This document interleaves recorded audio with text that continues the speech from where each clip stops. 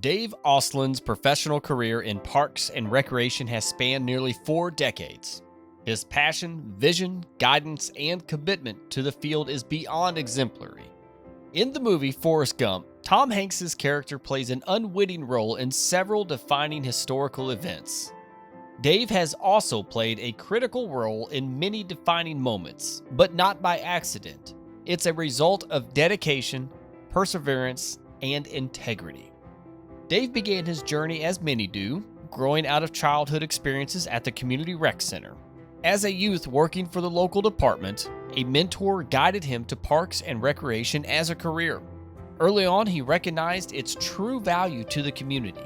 After completing his military obligations as a physical activity specialist, Dave earned his Bachelor of Science in General Recreation from Central Missouri State University in Warrensburg.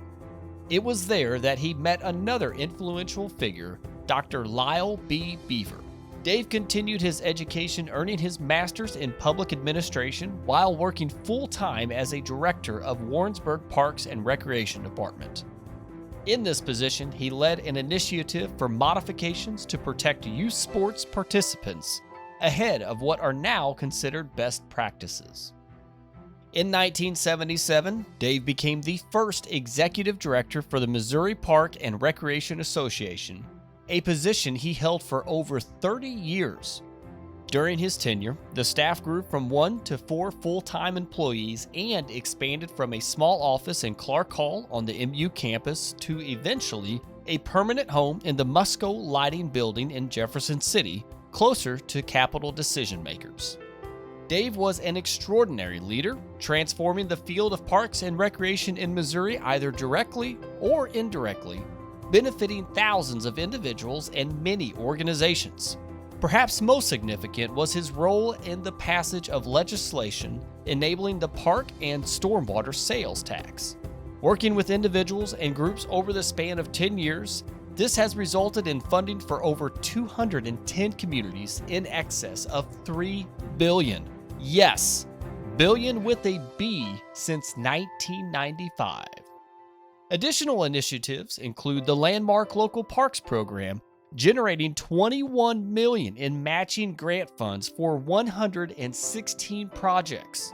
Work on periodic campaigns for renewal for the 0.1% sales tax, which provides the majority of funding for Missouri State Parks. The development of the Katy Trail system, now the longest continuous rails-to-trails conversion in the nation, attracting visitors worldwide and generating tremendous tourism dollars for Missouri.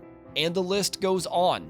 Recreation use liability, the Hancock II Amendment, Land and Water Conservation Fund, controlled substances in parks, and more.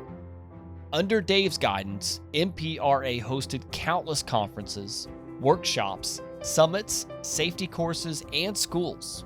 Today, MPRA's annual conference is a 4-day event, boasting healthy numbers of sponsors, exhibitors, and delegates, an event that ensures the financial viability of the association each year.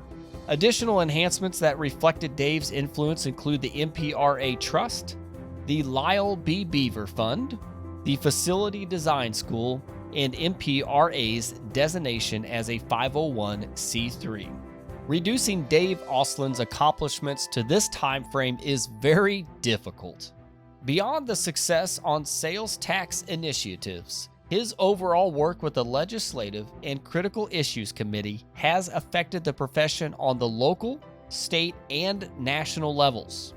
In order to protect future professionals, he was heavily involved in the preservation of the MU Parks, Recreation, and Tourism Department when it was threatened.